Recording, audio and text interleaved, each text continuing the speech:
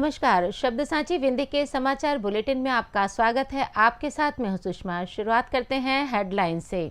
रीवा में घर तोड़ने की कार्रवाई से नाराज ग्रामीण पहुंचे कलेक्टर कार्यालय। रीवा में सफारी होटल के पास ऑटो चालक की लाश मिली, हत्या की आशंका। रीवा में क्योटी जलप्रपात में युवती ने लगाई छलांग। एसडीआरएफ टीम सर्च ऑपरेशन में जुटी। रीवा के जवा में पुल के नीचे मिला युवक का शव। क्षेत्र में फैली सनसनी। रीवा में गौवंश पर क्रूर हमला, 6 गायों को किया घायल, 2 आरोपी गिरफ्तार। रीवा के डिहिया गांव के पास पलटी ट्रैक्टर ट्रॉली, जहर खाने से 2 युवकों की उपचार के दौरान एसजीएमएच रीवा में मौत। रीवा में सड़क हादसे में 16 वर्षीय किशोर की मौत, अज्ञात वाहन ने मारी टक्कर। मैहर में भीषण हादसा, कटनी से रीवा आ रही बस बनी आग का गोला। सीधी में 11 केवी लाइन में अचानक करंट से झुलसे 2 मैकेनिक, 1 गंभीर, रीवा रेफर। सिंगरौली में अनियंत्रित कोयला ट्रेलर घर की दीवार से टकराया, चालक फरार। सिंगरौली में परिवहन विभाग ने ओवरलोड वाहनों से वसूला 4 लाख से अधिक राजस्व। सिंगरौली में पिता ने लाठी मारकर की 1 वर्षीय बेटी की हत्या। पन्ना में केन बेतवा लिंक परियोजना को लेकर आदिवासियों का प्रदर्शन। मध्य प्रदेश में बढ़ने लगी गर्मी, रीवा समेत कई जिलों में चढ़ा तापमान। जादू देखा है, हम दिखाते हैं। आप सोचिए, हम बनाते हैं। अपने घर या ऑफिस को सजाएं मनपसंद डिजाइन के कस्टमाइज वॉलपेपर्स, ब्लाइंड्स, पेंटिंग्स और लेजर कटिंग से बनी आकर्षक चीजों से। आज ही कॉल कीजिए 7611125428, क्योंकि आपकी कल्पनाओं को पंख देना भी जरूरी है। अब खबरें विस्तार से। रीवा जिले की गुड़ तहसील के ग्राम दुआरी में शासकीय जमीन पर करीब 50 वर्षों से रह रहे गरीब परिवारों के घरों को प्रशासन द्वारा घेरने की कार्रवाई से नाराज बड़ी संख्या में ग्रामीण बुधवार को कलेक्टर कार्यालय पहुंचे।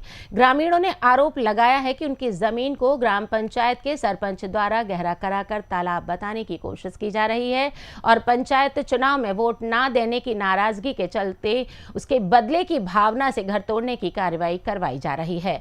ग्रामीणों का कहना है कि शासन की योजनाओं के तहत गरीबों को शासकीय जमीन पर कब्जा और पट्टा देने की व्यवस्था है। इसके बावजूद उनकी बात नहीं सुनी जा रही है। उन्होंने बताया कि वे सुबह से कलेक्टर कार्यालय में बैठे रहे, लेकिन घंटों इंतजार के बाद भी कलेक्टर से मुलाकात नहीं हो सकी।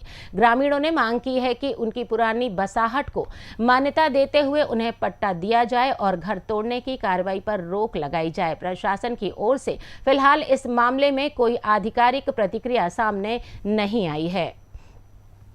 रीवा शहर के सिरमौर चौराहा अस्पताल मार्ग स्थित सफारी होटल के पास बुधवार सुबह करीब 8 बजे एक व्यक्ति का शव मिलने से इलाके में हड़कंप मच गया। सूचना मिलने पर अमहिया थाना पुलिस मौके पर पहुंची और शव को कब्जे में लेकर संजय गांधी चिकित्सालय की मोर्चरी में रखवा दिया।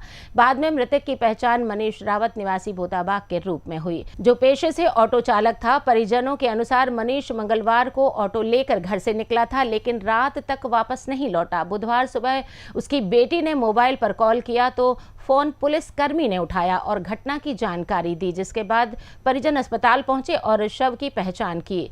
पुलिस ने मामले में मर्ग कायम कर जांच शुरू कर दी है और प्रारंभिक जांच में हत्या की आशंका जताई जा रही है। हालांकि पोस्टमार्टम रिपोर्ट आने के बाद ही मौत के वास्तविक कारणों का खुलासा हो सकेगा। रीवा जिले के सिरमौर थाना क्षेत्र स्थित प्रसिद्ध क्योटी जलप्रपात में मंगलवार शाम एक 17 वर्षीय युवती द्वारा छलांग लगाने की सूचना मिली है। पुलिस के अनुसार अंतिमा यादव निवासी राजगढ़ सिरमौर ने जलप्रपात में कूदकर आत्महत्या का प्रयास किया। घटना की जानकारी मिलते ही थाना प्रभारी उप निरीक्षक विकास पांडे के निर्देशन में 5 सदस्यीय एसडीआरएफ टीम तुरंत मौके पर पहुंची। बुधवार सुबह से टीम द्वारा जलप्रपात और आसपास के क्षेत्र में सर्च ऑपरेशन चलाया गया। युवती की तलाश की जा रही है। गौरतलब है कि क्योटी जलप्रपात क्षेत्र में पहले भी कई हादसे और आत्महत्याओं की घटनाएं सामने आ चुकी हैं, जिसके कारण यह स्थान संवेदनशील माना जाता है। पुलिस मामले की जांच कर रही है। रीवा जिले के जवा थाना क्षेत्र अंतर्गत ग्राम पंचायत सितलहा के पास स्थित पुल के नीचे बुधवार सुबह एक युवक का शव मिलने से इलाके में सनसनी फैल गई। मृतक की पहचान सुगन बसोर निवासी बरूहा टोला भनीगवा के रूप में हुई है। जानकारी के अनुसार सुबह कुछ ग्रामीण पुल के पास से गुजर रहे थे, तभी उनकी नजर नीचे पड़े शव पर पड़ी, जिसके बाद मौके पर लोगों की भीड़ जमा हो गई। ग्रामीणों ने तुरंत जवा थाना पुलिस को सूचना दी। सूचना मिलते ही पुलिस मौके पर पहुंची और शव को कब्जे में लेकर पंचनामा कार्रवाई के बाद पोस्टमार्टम के लिए सामुदायिक स्वास्थ्य केंद्र जवा भेज दिया गया। फिलहाल युवक की मौत किन परिस्थितियों में हुई, इसका कारण स्पष्ट नहीं हो सका है। पुलिस का कहना है कि पोस्टमार्टम रिपोर्ट आने के बाद ही मौत के वास्तविक कारणों का खुलासा हो सकेगा।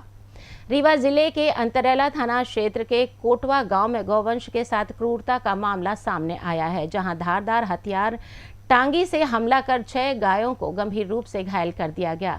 घटना की शिकायत ग्राम भुनगांव निवासी आकाश सिंह बघेल ने पुलिस में दर्ज कराई, जिसके बाद थाना प्रभारी विजय सिंह परिहार पुलिस बल के साथ मौके पर पहुंचे और पशु चिकित्सा अधिकारी डॉक्टर अनुज प्रताप सिंह को बुलाकर घायल गायों का प्राथमिक उपचार कराया। ग्रामीणों की जानकारी के आधार पर पुलिस ने टेढ़ी गांव निवासी रजौली साकेत और कोटवा के गिरधारी कोल को आरोपी बनाते हुए गिरफ्तार कर लिया है। उपचार के बाद सभी घायल गौवंशों को ग्राम पंचायत कोनी कला की गौशाला में देखभाल के लिए भेज दिया गया है। पुलिस ने आरोपियों के खिलाफ पशु क्रूरता निवारण अधिनियम और मध्य प्रदेश गौवंश वध प्रतिषेध अधिनियम के तहत मामला दर्ज कर न्यायालय में पेश किया है। वहीं पूरे मामले की जांच भी जारी है। रीवा जिले के गोविंदगढ़ थाना क्षेत्र अंतर्गत ग्राम डिहिया के निकट मंगलवार की रात एक सड़क हादसा हुआ। लोहे की सरियों से भारी मात्रा में लदी एक ट्रैक्टर ट्रॉली अचानक अनियंत्रित हो गई और पलट गई। स्थानीय लोगों के अनुसार ट्रैक्टर चालक नशे की हालत में था, जिसके कारण वाहन पर नियंत्रण खो बैठा। हादसे में ट्रॉली पूरी तरह पलट गई और लोहे की सरियां सड़क पर बिखर गई। घटना की सूचना मिलते ही स्थानीय लोगों ने तुरंत मौके पर पहुंचकर घायलों को निकाला और उन्हें पास के संजय गांधी अस्पताल पहुंचाया। अस्पताल में घायलों का इलाज जारी है। पुलिस ने मौके पर पहुंचकर जांच शुरू कर दी है। रीवा में 2 अलग अलग घटनाओं में जहर खाने से 2 युवकों की मौत हो गई। पहली घटना में सीधी जिले के बहरी थाना क्षेत्र के ग्राम चंदवही निवासी 19 वर्षीय आदर्श पांडे ने मंगलवार शाम घर में अचानक जहर खा लिया। हालत बिगड़ने पर परिजन उसे संजय गांधी चिकित्सालय रीवा लेकर पहुंचे, जहां इलाज के दौरान उसकी मौत हो गई। परिजनों को अब तक यह जानकारी नहीं मिल पाई है कि युवक ने जहर आखिर क्यों खाया। वहीं दूसरी घटना में सतना जिले के रामपुर बघेलान क्षेत्र निवासी 28 वर्षीय शुभम सौंधिया ने भी घर में अकेले रहते हुए जहर खा लिया। तबीयत बिगड़ने के बाद परिजनों को इसकी जानकारी हुई और अस्पताल में इलाज के दौरान उसकी भी मौत हो गई। दोनों मामलों में पुलिस ने मर्ग कायम कर जांच शुरू कर दी है। रीवा जिला के सेमरिया थाना क्षेत्र में सड़क हादसे में घायल हुए 16 वर्षीय किशोर की संजय गांधी स्मृति चिकित्सालय में उपचार के दौरान मौत हो गई। मृतक की पहचान करण कोल के रूप में हुई है। परिजनों के अनुसार करण बाइक से घर लौट रहा था, तभी रास्ते में एक अज्ञात वाहन ने उसकी बाइक को जोरदार टक्कर मार दी, जिससे वह गंभीर रूप से घायल होकर बेहोश हो गया। घटना के बाद उसे तुरंत संजय गांधी चिकित्सालय रीवा में भर्ती कराया गया, जहाँ इलाज के दौरान उसकी मौत हो गई। पुलिस ने मामले में मर्ग कायम कर जांच शुरू कर दी है और अज्ञात वाहन चालक की तलाश भी की जा रही है। मैहर जिले के नादन देहा थाना क्षेत्र में नेशनल हाईवे 30 पर मंगलवार रात करीब 10:15 बजे एक बड़ा हादसा हो गया, जब कटनी से रीवा की ओर आ रही जय भवानी ट्रेवल्स की स्लीपर बस में अचानक आग लग गई और देखते ही देखते पूरी बस आग के गोले में तब्दील हो गई। घटना भेड़ा गांव के पास हुई, जहां बस के इंजन से धुआं निकलते देख ड्राइवर ने तुरंत वाहन सड़क किनारे रोका, लेकिन बोनट खोलते ही आग तेजी से फैल गई। बस में मौजूद ड्राइवर और 2 हेल्पर्स ने खिड़की दरवाजों से कूदकर अपनी जान बचाई। बताया जा रहा है कि बस एक दिन पहले रीवा से इंदौर जाते समय कटनी के सेमरा गांव में खराब हो गई थी और रिपेयरिंग के बाद ड्राइवर व हेल्पर खाली बस को रीवा लेकर लौट रहे थे, इसलिए बस में कोई यात्री नहीं था और बड़ा हादसा होने से टल गया। सूचना मिलते ही नादन देहा थाना पुलिस मौके पर पहुंची और फायर ब्रिगेड को बुलाया गया, लेकिन दमकल पहुंचने तक बस पूरी तरह जलकर लोहे के ढांचे में तब्दील हो चुकी थी। प्रारंभिक जांच में आग लगने का कारण शॉर्ट सर्किट माना जा रहा है, जबकि पुलिस मामले की जांच कर रही है। सीधी जिले के बहरी क्षेत्र अंतर्गत डीसी कुबरा में बुधवार सुबह बिजली विभाग के कार्य के दौरान बड़ा हादसा हो गया, जहां 11 केवी विद्युत लाइन पर काम कर रहे 2 मैकेनिक अचानक करंट की चपेट में आकर बुरी तरह झुलस गए। जानकारी के अनुसार क्षेत्र में 11 केवी लाइन पर उपकरण लगाने और नई लाइन खींचने का काम चल रहा था और सुरक्षा प्रक्रिया के तहत लाइन को परमिट पर बंद कर कर्मचारियों को काम करने की अनुमति दी गई थी। इसी दौरान अचानक लाइन में विद्युत प्रवाह चालू हो गया, जिससे पोल पर काम कर रहे दोनों मैकेनिक करंट की चपेट में आकर नीचे गिर पड़े। प्रारंभिक जानकारी के मुताबिक किसी अज्ञात व्यक्ति द्वारा बिजली आपूर्ति चालू कर दी गई थी। मौके पर मौजूद कर्मचारियों ने तुरंत बिजली बंद कराई और घायलों को अस्पताल पहुंचाया। घायलों में सुरेश सिंह की हालत गंभीर बताई जा रही है, जिन्हें प्राथमिक उपचार के बाद बेहतर इलाज के लिए रीवा रेफर किया गया, जबकि दूसरे घायल का इलाज सीधी के एक निजी अस्पताल में जारी है।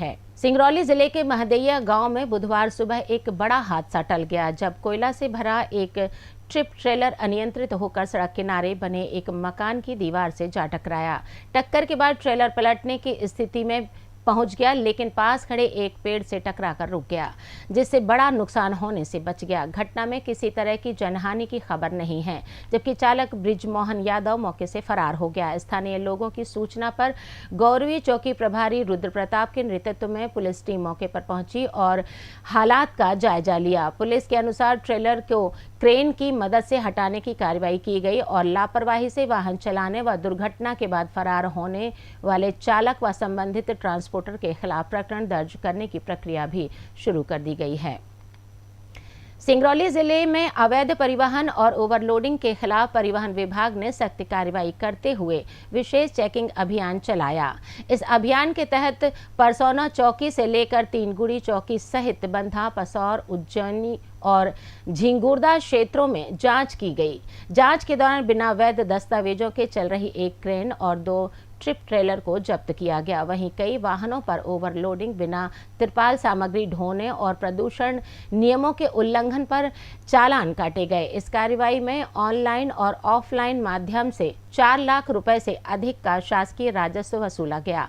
परिवहन विभाग ने स्पष्ट किया है कि अवैध परिवहन और नियमों के उल्लंघन पर अब नो टॉलरेंस नीति अपनाई जाएगी तथा कार्रवाई में बाधा डालने वालों के खिलाफ सख्त कानूनी कार्रवाई भी की जाएगी।